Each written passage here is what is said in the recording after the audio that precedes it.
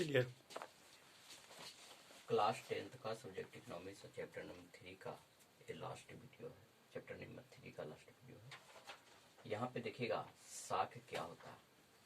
साख का अर्थ होता है विश्वास या भरोसा करना। साख का अर्थ होता है भरोसा करना या उसके ऊपर विश्वास। साख का एक अर्थ यह और होता है कि जो व्यक्ति के ऊपर बैंक वालों को जितना अधिक विश्वास रहेगा उतना ही ज्यादा साख की प्राप्ति होगा। साख का यहाँ पे अर्थ होता है कि ऋण लेने की उनकी पास क्षमता कितना होगा। तो ऋण लेने की क्षमता उन्हीं को सबसे अधिक होगा जिनका एनपीए कम होगा। क्या होगा कम? एनपीए। एनपीए का फुल फॉर्म होता है नॉन परफॉर्मिंग एसेट। एनपीए का फुल फॉर्म होता है नॉन परफॉर्मिंग एसेट। ऐसा एसेट जो परफॉर्म नहीं करे उसको नॉन परफॉर्मिंग एसेट कहते हैं। जैसे फॉर एग्जांपल के लिए यदि आप किसी बैंक से लोन ले लेते हैं और समय या अनुसार उसको चुका नहीं पाते हैं तो वह लोन आपको एनपीए में चला जाता है ना। जिस समय आप उसको ऋण का चुकाएंगे उस समय पीए में रहेगा, मतलब परफॉर्मिंग एसेट में चला जाएगा, है ना। कभी कभी होता है डॉटफुल एसेट, है ना। कभी कभी क्या होता है डॉटफुल एसेट, वैसा एसेट जो बैंक को विश्वास उठ जाता है उस व्यक्ति पे कि यह व्यक्ति जो लोन लिया है वह पैसा को नहीं चुका पाएगा, उसको हम कहते हैं डॉटफुल एसेट। क्या कहते हैं? Doubtful asset. तो जो व्यक्ति के पास जितना अधिक साख रहेगा और साख उसी को मिलेगा जिसके पास जितना अधिक पूंजी और संपत्ति होगा। जो व्यक्ति के पास जितना अधिक पूंजी और संपत्ति होगा उसको साख उतना ही अधिक मिलेगा, है ना। जो व्यक्ति नौकरी पेशा में करता है और नौकरी पेशा करता है तो उसको देखिएगा अनेक बैंक वालों के द्वारा लोन ले सकता है, आसानी से ले सकता है। वह जानता है कि यदि यह लोन नहीं चुका पाएगा तो उसका सर्विस का जो अकाउंट है उसी से हम काट लेने का काम करेंगे।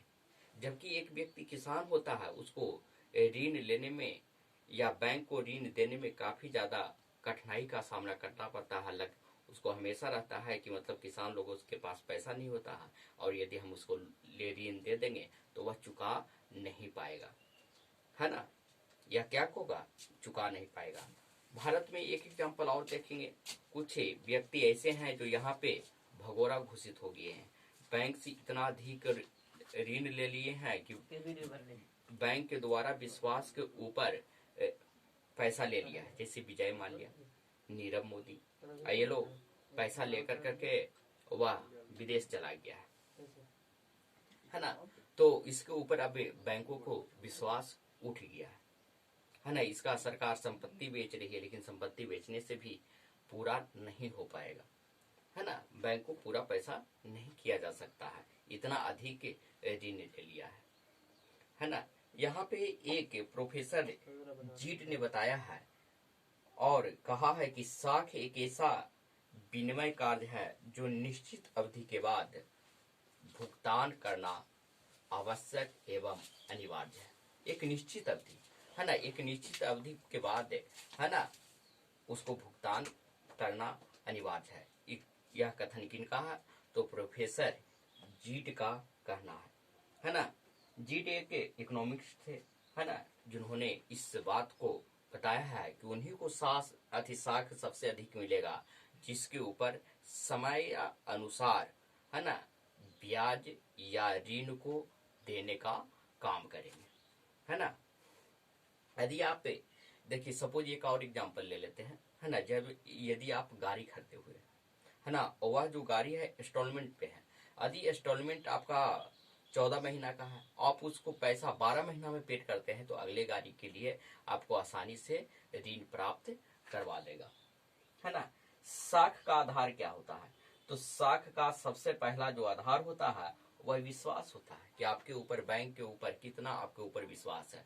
या साख आप परिवार वाले से ले सकते हैं, आप अपने दोस्तों से ले सकते हैं, है ना। आप दोस्त से लीजिएगा तो आपके ऊपर दोस्त का कितना विश्वास है, उन्हीं को, है ना, उन्हीं उन्हीं के द्वारा आपको ऋण प्रदान किया जा सकता है, पैसा दिया जा सकता है। आपके परिवार वाले से भी हो सकता है ना। यदि आप एक बार पैसा ले लिए और लेने के बाद उसको चुका नहीं पाए, और यदि नहीं चुका पाए तो आपके ऊपर विश्वास क्या हो जाएगा, समाप्त होगा, और अगले बार से आपको पैसा परिवार वाले भी नहीं दे पाएंगे, है ना। बैंक की तो दूर की बात है ना। चरित्र, आपका चरित्र कैसा होना चाहिए, चरित्र वैसा होना चाहिए, है ना, कि जो आपको बैंक, है ना, बैंक को आप समयानुसार, है ना, उस संपत्ति को आप भुगतान करें, उस अवधि के पहले कर दो तो ज्यादा बेहतर है ना। समयानुसार करें, कोई बात नहीं है ना, लेकिन लेट ना हो। लेट होने से क्या होता है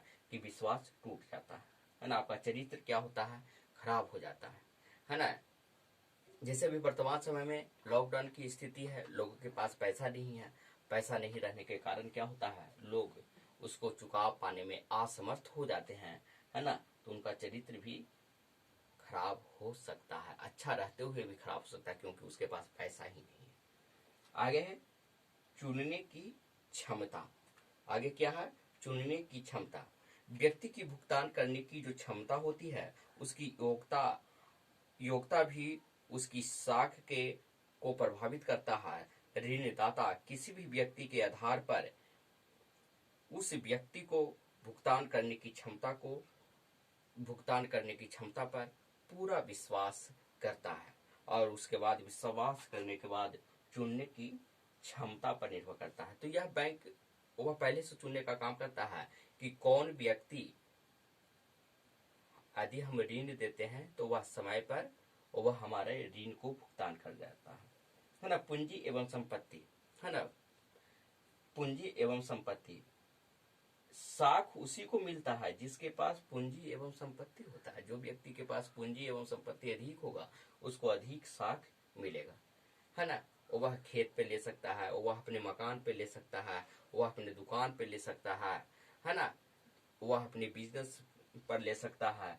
तो जिसके पास जितना पूंजी एवं संपत्ति रहेगा, उसको आसानी से साख मिल जाएगा। लेकिन कोई भी गरीब आदमी रहे तो उसको पूंजी और संपत्ति पे कभी ऋण नहीं मिल पाता। ऋण की अवधि, ऋण की 3 अवधि में बांटा गया है ना, दीर्घकालीन, मध्यकालीन और अल्पकालीन, है ना। ऋण की जो अवधि होती है वह 3 प्रकार से बांटा गया है, दीर्घकालीन, मध्यकालीन और अल्पकालीन। अल्पकालीन जो ऋण दिया जाता है वह लेस देन 1 ईयर, मतलब 1 साल से कम अवधि के लिए ऋण प्रदान किया जाता है। हाँ, जबकि कृषि के क्षेत्र में जो अल्पकालीन जो ऋण दिया जाता है वह 18 महीना का दिया जाता है ना। कृषि क्षेत्र में थोड़ा सा अलग बात हो जाती है कि वहां पे 18 महीना तक ऋण देता है ना। लेकिन अल्पकालीन का मुख्य मकसद होता है कि 1 ईयर से लेस, मतलब 364 दिन तक वह ऋण ले सकता है। एक दिन भी कम हो गया तो साल भर से कम हो गया। लेकिन जो दीर्घकालीन जो ऋण होता है वह 5 साल 10 साल के लिए दिया जाता है। और दीर्घकालीन ऋण तभी दिया जाएगा जब आपके ऊपर बैंक और आपके परिवार को ज्यादा से ज्यादा विश्वास होगा, तभी आपको दिया जा सकता है, ऐसे नहीं दिया जा सकता है दीर्घकालीन ऋण। मध्यकालीन जो ऋण होता है वह दोनों का बीच का अवधि होता है, उसी को हम मध्यकालीन ऋण कहते हैं। यहाँ पे साख पत्र के मतलब होता है चेक होता है, बैंक ड्राफ्ट होता है, यात्री चेक होता है और प्रतिज्ञा पत्र होता है ना। तो पहले हम देखेंगे चेक क्या होता है। चेक एक, जिस समय आप अकाउंट खुलवाइएगा उस समय आपको चेक बुक देगा। चेक बुक जिसके पास अकाउंट रहेगा उसके ऊपर चेक बुक के, यदि किसी को पैसा देना है, आपको कैश नहीं देना है, चेक के माध्यम से देना है, तो चेक के माध्यम से उसको काट करके दे दीजिए। 5,000 10,000 जितना आपको उसको आवश्यकता है उतना ही रुपया वह बैंक में जाएगा, और बैंक में जाने के बाद बैंक में क्या करेगा, उस चेक को देगा, चेक को भंजाएगा और उसको पैसा हो जाएगा।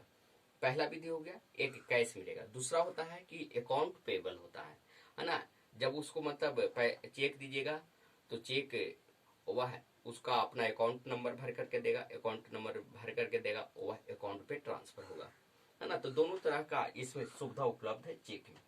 बैंक ड्राफ्ट सभी बैंकों के द्वारा बनाया जाता है ना। और वह बैंक जो ड्राफ्ट होता है वह बैंकों के द्वारा बनाया जाता है, वह सभी बैंकों के द्वारा इशू किया जाता है। यह भी एक प्रकार का चेक ही टाइप का एक ड्राफ्ट होता है। यात्री चेक किस लिए दिया जाता है? वह एक स्थान से दूसरे स्थान पर जाने के लिए, है ना। उसके पास पहले दिया जाता था, अब वर्तमान समय में नहीं दिया जाता क्योंकि क्रेडिट कार्ड डेबिट कार्ड हो गया है ना, एटीएम कार्ड हो गया, जिसके चलते ही यात्री चेक नहीं दिया जाता है ना। यदि आप एक देश से दूसरे देश में परिभ्रमण करते हैं तो यात्री चेक दिया जाता है ना, क्योंकि उसको पैसा ले जाने में काफी ज्यादा मोटा हो जाएगा।